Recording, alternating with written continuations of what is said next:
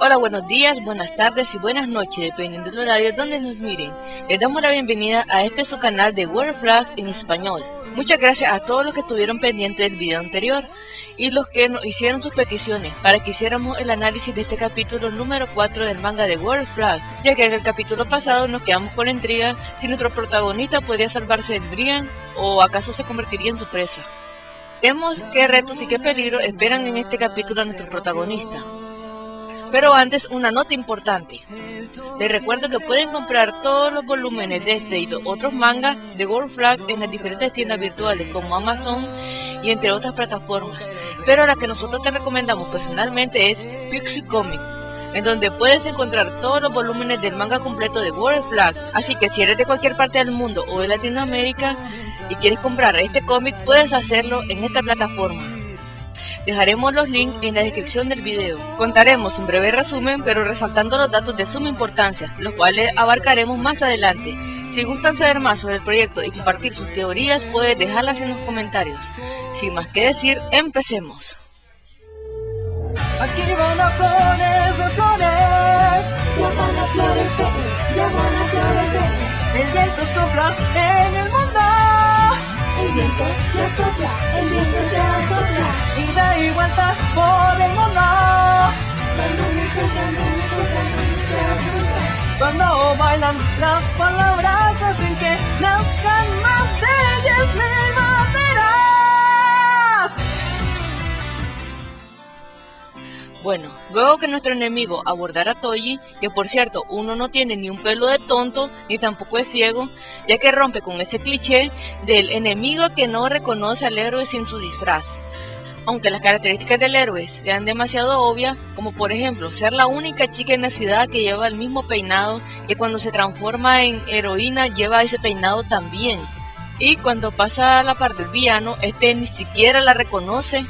Aunque sus características son demasiado obvias, aquí en World Flag se rompe con ese cliché. Bueno, como les decía, nuestro enemigo, que no tiene ni un pelo de tonto, aborda a Toji para exigirle que le diga sobre la ubicación del Babel Lab en Japón. Y además, en el capítulo pasado vimos que le dijo que sabe que él es el Hatamoto de Japón, aún sin su disfraz. También agrega que es un salvaje y que no puede evitarlo, incluso si habla del mundo. El Toji trata de persuadirlo, pero uno deja claro que no se va a rendir ante las emociones de su víctima. O sea, que uno no se anda con cuentos, como la mayoría de los villanos del anime. Punto para uno. Uno le menciona a Toji el tema de la demonización que tuvo en el manga 1 y en el manga 2, ya que al parecer uno lo miró y le llamó la atención eso. Así que el enemigo menciona algo y le dice que por el bien de la fuerza Shijin, pongan cuidado de esto, por el bien de la fuerza Shijin. Al parecer hay una organización de enemigos al otro lado, no sabemos. Y que ellos tienen sus investigaciones, y al parecer quieren que Toji sea su conejillo de indias, ya que agrega que descubrió algo que todos ya sabemos desde el manga 1, que Toji es un inmaduro que dice estar calificado. O sea, pues, un pendejo. Bueno, eso no es secreto. O sea que como Toji es un inexperto, lo ve adecuado para ser su conejillo de indias de los Brigan, ya que si recuerdan que Toji ha tenido 2 posesiones Brigan, y más que faltan por ahí, no sé. Así que el enemigo intenta convencer a Toji que se una a ellos. Uno le hace una herida a Toji en el cuello con una navaja de aspecto extraño, haciéndolo sangrar. Y Toji se revela y le dice que no se va a convertir en un demonio, y se niega. Entonces uno lanza a un lado al muchacho y tira la navaja ensangrentada al cielo, el cual se abre un agujero y el objeto ensangrentado entra ahí. Y en ese sitio, Toji aprovecha el descuido de uno para confirmar rápidamente que aparecieron los Brigan. Y no sé cómo lo hizo, sin que el enemigo se percatara. Así que uno intenta provocar a Toji llamando a sus Brigan para que éste pierda el control y se transforme en un demonio. Toji se transforma en un Hatamoto y va a pelear contra uno, rompiendo su promesa que le hizo a Úrsula de no transformarse en ese lugar, ya que lo están atacando, ni modo, tiene que defenderse. La gente se asusta al ver nuevamente a los Brigan y Toji ataca a uno, mientras uno intenta hacer que Toyi se transforme en un demonio a toda costa.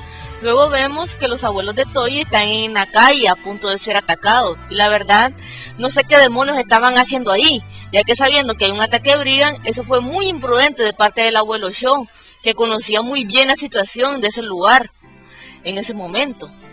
Bueno, quizás sea cosas del guión. Sigamos.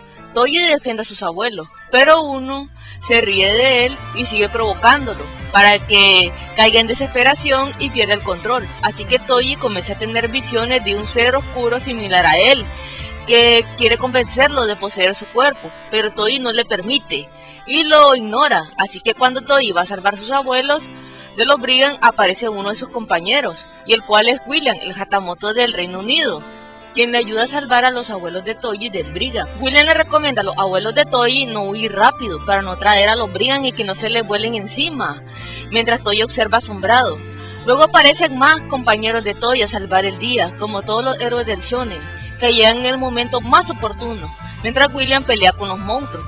Toyi en ese momento pregunta sobre Aaron y Mandela. Luego aparece Risa, el Hatamoto de Filipinas, y le dice a Toyi que valió la pena escuchar su canción de cuna, o sea, la canción de cuna que le cantó en el capítulo 3, junto con Chris. Y al parecer, con esto nos damos cuenta que cuando ellos están convertidos en bebés, pueden recordar cosas, ya cuando crecen. Y pueden recordar acontecimientos que pasan cuando ellos están en ese estado. O sea, pues que no son 100% inconscientes cuando están así, ya que ellos tienen sus recuerdos. Lo único que cambia es su cuerpo físico. Claro, en parte, porque se comportan como bebé. Bueno, William le pregunta a Toyi si puede pelear, y el Toyi le dice que sí. Así que todos pelean contra los Brigand, pero uno afirma que este plano está arruinado y que es una buena oportunidad. Así que vemos que tiene una extraña esfera en la mano, que más adelante vamos a saber qué es esa esfera. Y podemos observar que esta esfera provoca que uno pueda transformar a los Brigand en monstruos más grandes y más peligrosos y más fuertes. Así que usa esta esfera para la transformación de uno de los Brigand, el cual ataca a los Hatamotos. El Brigand tiene un aspecto muy extraño, como pueden ver, y la apariencia la cambia demasiado rápido. Los Hatamotos se comienzan a preguntarse por qué cambió rápido, pero no se fijaron qué fue lo que hizo uno, al parecer. Toyi no puede evitar recordar la demonización que tuvo, mientras uno presume el poder que tiene, según él. Así que Toyi le pregunta a los demás si pueden utilizar la conexión, la técnica que usaron antes. Pero Risa le dice que no, y le explica que esta técnica no se puede usar tan seguido, ya que se gasta demasiada energía, y eso los deja débiles. O sea, ustedes ya saben qué pasa cuando se usa esta técnica, que es tan fuerte que hace que los Hatamotos se conviertan en bebés. Se vuelven infantiles físicamente. Risa le agrega que los ataques continuos del movimiento especial deben ser una carga considerable, así que Toyi comienza a desanimarse y aparece el ser oscuro que vimos antes, tras de él burlándose, diciéndole cosas para hacer que Toyi pierda el control y se desespere, para hacerlo sentir mal y que caiga en la desesperación, tipo como un alter ego malvado. De repente Toyi escucha la voz de su padre, que le dice: "No mueras". Y en un flashback se visualiza la figura de perfil del papá de Toyi, que es muy similar a su hijo. Entonces Toyi dice: "Padre, préstame tu poder", como todo protagonista shonen, claro está. Y Toyi hace una pose de combate y obtiene un nuevo power up gracias al poder del amor.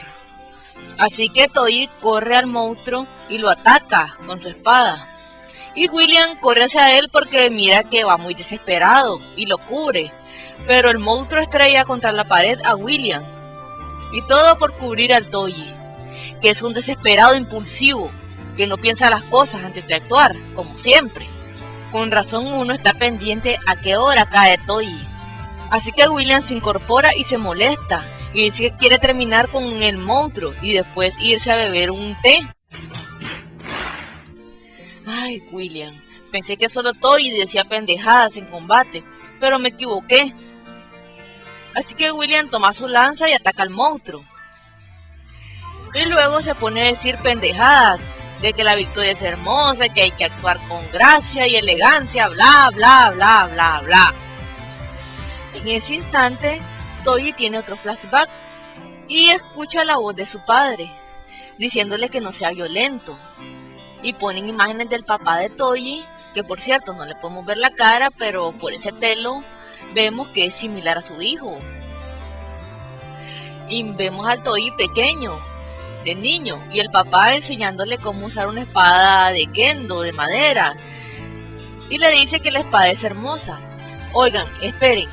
Si el papá de Toyi le enseñó a Toyi a cómo utilizar una espada de madera de chiquito, entonces ¿por qué demonio ya mayor ni siquiera se acuerda de eso y ni siquiera sostiene bien la espada Hatamoto?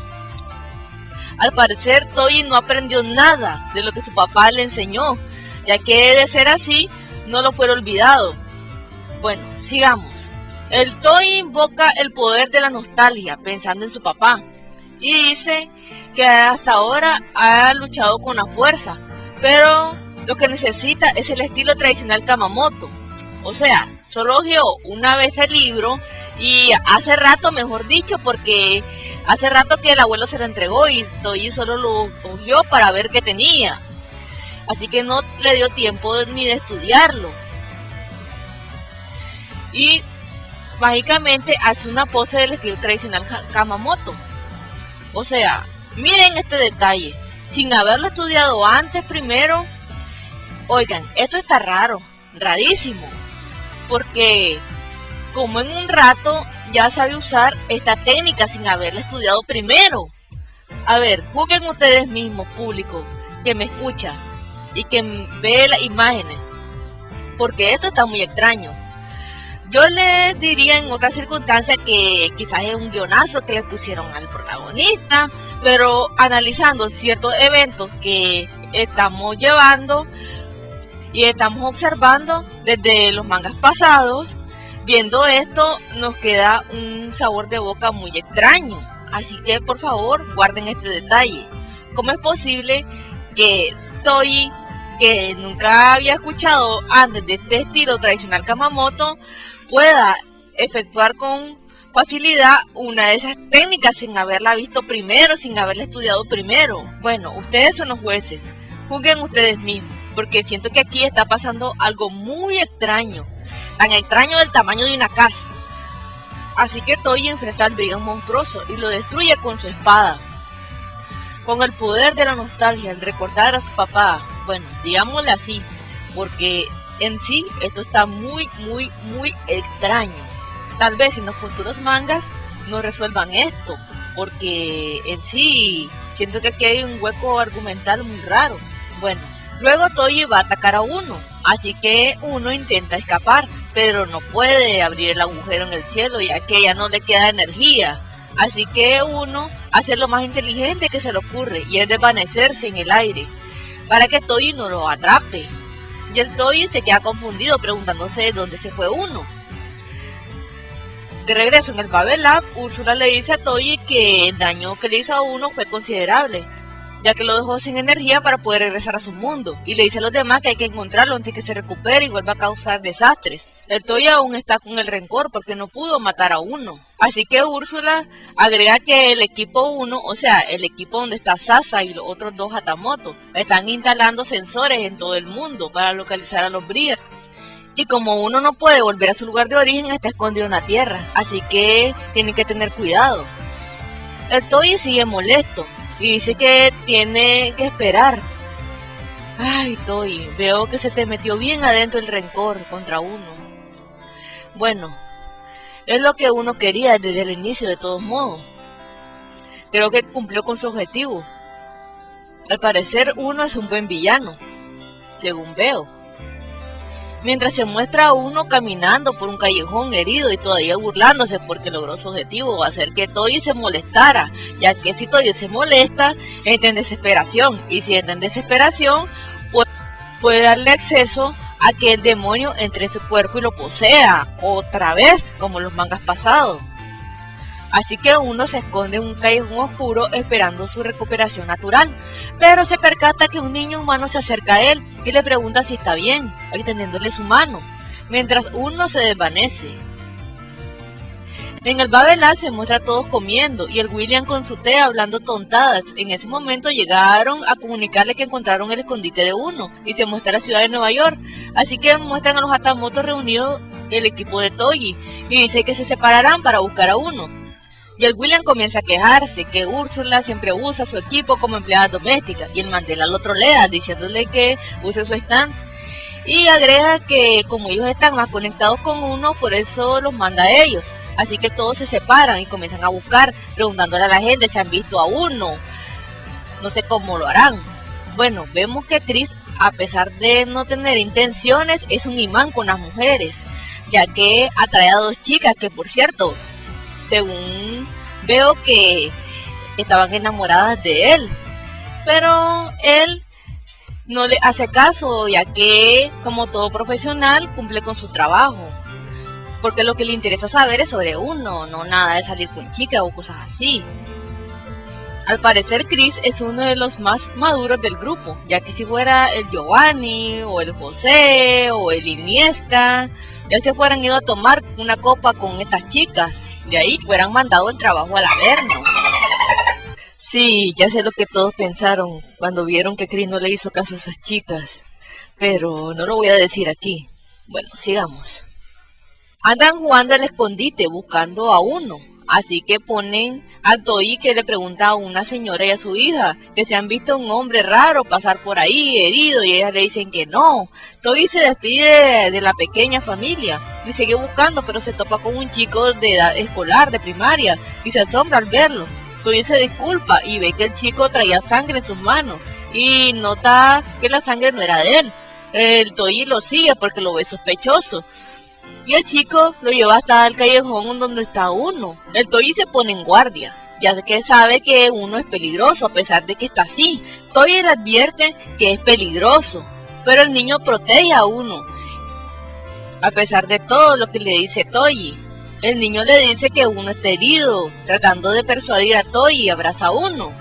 Pero Toji insiste que se aleje, que uno es peligroso, pero el niño no hace caso. Así que Toji piensa que uno está manipulando al pequeño y uno dice que él no está haciendo nada y que el niño le ayuda por su cuenta. El niño le reclama a Toji por qué no puede ayudar a la gente, que escuchó que el maestro decía que los humanos se ayudan unos a otros. Y Toji dice que él no es un humano, es un Brian. Pero uno usa la manipulación y dice que está sangrando, que le duele, para que el niño defienda a uno acudiendo a su lástima. Y que Toji no le puede hacer nada, según él. Ay, Dios mío. Creo que uno estuvo mirando videos de gente victimizándose para aprender a hacer eso. Gracias. Me aman. En serio, me aman. Bueno, sigue fingiendo para causarle lástima al niño. Toji pues no da su brazo a torcer y le exige a uno que deje en paz al niño. Uno le dice que el Brian es lo mismo que el humano y que el chico tiene razón, que están luchando para salvar al mundo. Por favor, pongan cuidado a este detalle. Y el Toji dice, ¿qué? Todo asombrado y confundido. Y el Brian decide compartirle unos recuerdos a Toji y le muestra imágenes de su mundo. Y aquí, señoras y señores, prepárense para lo que van a ver a continuación. Toji comienza a ver otro lugar y lo que ve lo deja muy impactado. Miren, señoras y señores, ese es el mundo Brian y quiero que me digan en comentarios si quieren a qué les recuerda esto. Uno dice que ellos no tienen comida, sin cama, sin nada, y que nadie les preguntó si estarían vivos mañana para salvar el mundo. Y podemos observar unas impactantes imágenes que dan un vuelco a lo que conocemos de esta historia, ya que si se fijan, el mundo Brian se parece mucho, muchísimo al mundo humano, pero en un periodo post-apocalíptico, Quiero que guarden este importante dato, por favor, que nos va a servir más adelante. Así que uno le dice a Toji que ellos necesitan bioenergía humana, la cual recolectan por medio de los Brian, o sea, de los monstruos esos que ven, que andan por ahí comiéndose los humanos. Toji le dice que esto es un engaño y que no cree nada de lo que le muestra. Y uno le reprocha, ¿qué engaño? No me crees, ya que es demasiado impactante lo que uno le acaba de mostrar a Toji. Y no solo para él, sino para nosotros. Uno le dice que no importa que no le crea, pero una cosa que deja muy en claro es que para él es imposible que pueda crear recuerdos. Así que una vez más intenta persuadir a Toji, y esta vez con pruebas reales aparentemente, para que crea su historia. Toji comienza a temblar por lo impactado que está y comienza a recordar la tragedia que él sufrió con sus padres. Y Toji le dice que sus padres fueron asesinados por él. Y uno le dice que tiene que recoger la energía para sus camaradas que sufren y mueren. Así que lo siente mucho. Por favor, pongan atención a esto. Toji se enfada y el niño preocupado llama a uno. Que es aquí donde nos damos cuenta que ese niño es Justin. O Justin, el Hatamoto de Estados Unidos. Que por cierto, de aquí aún no era un Hatamoto. Uno le dice que debería estar bien, pero Justin está preocupado. Toji está a punto de romper a llorar cuando uno se lleva a Justin. Toji llama a los demás con una especie de comunicador que no vemos, pero sabemos que lo tiene porque se toca la oreja y llama a los demás. Así que todos se unen a Toji y siguen a uno que lleva a Justin. Y piensan que lo tomó como rehén. Y el Toji les dice que sí, que lo tomó como rehén.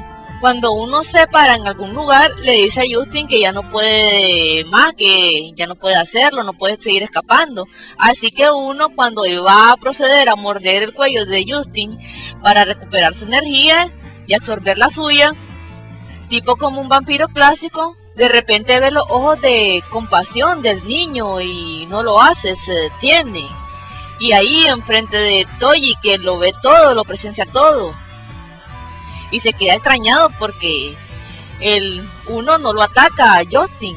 Entonces uno se asombra a ver los ojos compasivos de Justin, que le llama por su nombre inocentemente y decide no comérselo. Así que Chris llega y le arrebata al niño a uno, salvándole la vida, según. Uno se aleja y desaparece.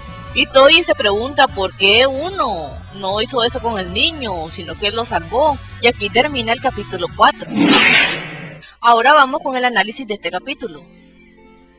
En el primer escenario vemos la continuación del capítulo 3, donde Toji es interceptado por uno, nuestro villano en turno, quien además de preguntarle sobre la ubicación del Babelab a Toji, le dice que su transformación de demonio le llamó la atención y le pide que se una a ellos, pero Toji al negarse, uno comienza a provocarlo para que Toji sienta ira y deje que el demonio se apodere de su cuerpo y lo domine, intentando hacer que Toji caiga en la desesperación, incluso atacando a los abuelos de Toji, que no sé qué demonios estaban haciendo ahí en ese lugar y en medio de la calle. Pero bueno, cosas del guión me imagino. Luego llegan los compañeros de Toji a ayudarle a combatir a los Brigan. En el segundo escenario vemos que uno usa una esfera extraña para causar la transformación de un Brigan en un Brigan humanoide para atacar a los Hatamotos, el cual era muy fuerte. El Toji le sugiere que usen la conexión, pero Rizal le aclara a Toji que esta técnica no se puede usar tan seguido, ya que se requiere mucha energía para hacerlo, que ellos apenas están recuperándose. Y todo para provocar la ira de Toji. Toji está a punto de caer en la desesperación, pero comienza a tener flashback con su papá, en donde le enseñaba cómo usar la espada, o sea, el uso básico de la espada. Pero fueron solo pocas pequeñas cosas, según observé, ya que al parecer, luego que el papá de Toji murió, Toji olvidó todo lo que el señor le enseñó, porque en el manga 2 vemos que ni siquiera puede usar bien su espada Hatamoto, ni siquiera la puede sostener bien. Además de que me parece muy sospechoso y muy extraño que Toji llegue a usar una técnica del estilo tradicional Hatamoto sin antes haberla estudiado, sin haberla aprendido, ya que el abuelo Sho apenas acababa de entregarle ese libro de técnicas tradicionales Kamamoto, y me parece imposible que Toji solo con ojear esas páginas ya sepa cómo usar una de esas técnicas. Así que aquí me deja un extraño sabor de boca. Y creo que a ustedes también, que me están escuchando y me están viendo. Y no entiendo cómo tan rápido puede ejercer una de esas técnicas de su padre. Quizás en los futuros mangas nos aclaren cómo fue esto posible. Por favor, necesito que guarden esta información, que esto nos va a servir más adelante en futuros análisis. También podemos observar que aunque no lo vimos de frente, el papá de Toji era muy similar a él, dándonos algunas dudas, ya que los papás de Toji nunca se muestran en la fotografía tal cual. Solo se nos muestran imágenes perfiladas apenas. Toji logra destruir el Brian, luego va contra Uno haciéndole daño, y esto causa que Uno se quede sin energía y no pueda volver a su mundo, teniéndose que ocultar en la tierra. En el tercer escenario se nos muestra que en el Babel Lab Úrsula se enteró que Toji le causó daño a Uno, y que Uno no puede hacer agujero en el cielo para volver a la tierra y se quedó sin energía. Así que está escondido en la tierra y hay que buscarlo antes de que se recupere y vuelva a hacer daño. Además señala que apareció un nuevo Brian monstruoso, el cual fue el que Uno creó, con la extraña esfera que tenía en la mano. Así que le dice al equipo de Toji que busquen a Uno. En el cuarto escenario se nos muestra a Uno caminando por un callejón, buscando un escondite para recuperarse, cuando es encontrado por un chico. Mientras en el Babel Lab, Aaron llega a los chicos a decirle que ya sabe dónde está escondido Uno. Así que se van a Estados Unidos, a la ciudad de Nueva York, en donde recibieron una señal de Uno. Todos se dividen y comienzan a buscar, pero es Toji quien encuentra a Uno, al seguir un chico misterioso con quien se choca, el cual intentó ayudar a Uno al verlo herido. Toji lo sigue y ve que está ayudando a Uno, y Toji muy preocupado le dice que se aleje de Uno, que es peligroso, pero Uno decide jugar con los sentimientos del chico, acudiendo a la lástima y a la manipulación para causar la lástima del chico, ya que mientras el chico esté ahí, Toji no puede tocar a Uno. El chico le dice que su maestro le ha dicho que hay que ayudar a los demás y que los humanos se ayudan unos a otros. Entonces Uno le dice a Toji que el chico tiene razón y que ellos son iguales. Así que Uno le muestra uno de sus recuerdos a Toji y por medio de eso podemos ver cómo es el mundo Brian, bueno, en parte. Toji, al igual que nosotros, quedamos impactados, ya que al parecer el mundo Brian es muy parecido a la Tierra, pero al parecer es un mundo postapocalíptico. Uno le dice que su gente pasa hambre y por eso tienen que venir a la Tierra a conseguir bioenergía humana para sobrevivir. Toji al inicio no cree, pero Uno le dice que necesita energía para sus colegas. Toji recuerda a sus padres que murieron por culpa de los Brian y se enfada al escuchar las tontadas de Uno, pero en este momento el chico que ayudó a Uno ve preocupado a Uno, y Uno en este momento le dice su nombre, y es cuando se nos revela que ese chico que ayudó a Uno es ni más ni menos que Justin, el futuro Hatamoto de Estados Unidos, quien en ese momento aún no era un Hatamoto. Uno, aprovechando la distracción de Toji, se lleva al chico, y Toji llama a sus compañeros. En el escenario 5 vemos que todos siguen a Uno. Están preocupados porque Uno lleva a un niño pequeño, y Uno está sangrando y necesita recuperarse, pero cuando iba a morder al niño tipo vampiro clásico, mientras Toji y los demás observan, Justin ve a Uno con una mirada de compasión que hace que Uno se arrepienta y decida no comérselo. Así que Chris aparece y le arrebata al niño a Uno, y Uno se aleja y desaparece, y los demás intentan atacarlo, pero Uno ya se fue. Toji se queda pensando que Uno salvó a ese chico, ya que decidió no comérselo y prefirió que los demás Hatamoto se lo llevaran. Y bueno, aquí termina el capítulo 4, que estuvo plagado de curiosidades y misterios, que más adelante vamos a analizarlos poco a poco. Y bueno, eso es todo lo que podemos decir por ahora. Esperen pronto el análisis del capítulo 5 de Golden Plan. Continuaremos leyendo el manga y buscando más pistas y teorías, que quizás no vimos a la primera vista, pero después van a ser relevantes. Por ahora les queda disfrutar de la trama y pensar ahora qué va a pasar con Toji y con el nuevo chico que encontraron. ¿Será que puedan detener a Uno? ¿Será que Justin vuelva a encontrarse con su amigo Uno? ¿Será que los Hatamoto puedan detener a los Brigan? ¿Qué va a pasar en el siguiente capítulo? Si ven más detalles o tienen más teorías, pueden dejarlas en los comentarios. Recuerden darle like al video y compartirlo. Y si no están suscritos, suscríbanse y activen la campanita para que cuando subamos un video sean los primeros en enterarse. Muchas gracias por el apoyo y paciencia. Hasta la próxima. Aquí van las flores, flores. Ya van a florecer, ya van a florecer. el viento sopla en el mundo. El viento ya sopla, el viento ya sopla. Ida y vuelta por el mundo. Dando mucho, dando mucho, dando mucha vuelta. Cuando bailan las palabras hacen que